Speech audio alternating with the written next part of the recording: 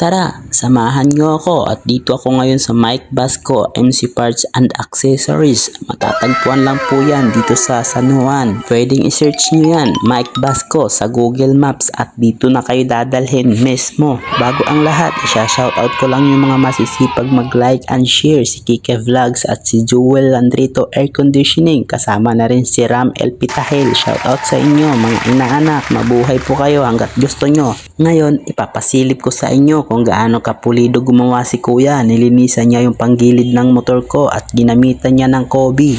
Sabi ni kuya, mas advisable daw itong Kobe gamitin kaysa yung kumuha ng gasolina dyan sa motor mo at ibubuga dyan sa panggilid mo. Sa totoo lang, nagandahan ako sa Kobe na to, kaya ito na palagi ang gagamitin ko tuwing magpapalinis ako ng panggilid ng motor ko. Kita nyo naman kung gaano kaganda gumawa si kuya. Binakpas niya lahat ng pyesa at napansin niya nangangalawang na daw yung mga bearing dahil nilagyan ng grasa pang bisikleta. Kaya napaisip ako at kumamot na lang ako sa ulo. Buti na lang dito ako lumapit sa Mike Basco. May malasakit sa mga nagpapagawa at lalagyan niya ngayon ng high temp grease. Magandang grasa dito kahit ilang buwan hindi kakalawangin.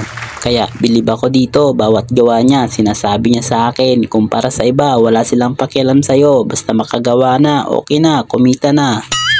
Kompleto sila dito, kahit anong sira ng motor mo, aayusin nila at siguradong hindi ka mabibigo pag uwi mo. Huwag lang yung relasyon mo na matagal ka nang niloko ng ex mo. At kung nais mo naman mag-upgrade ng motor mo, pwede, marami silang parts dito. Kaya kahit anong problema ng motor mo, dito ka na lumapit sa Mike Basco, dito sa San Juan. At kung may katanungan ka, pwede nyong i-visit yung Facebook nila, Mike Basco. Malupit to.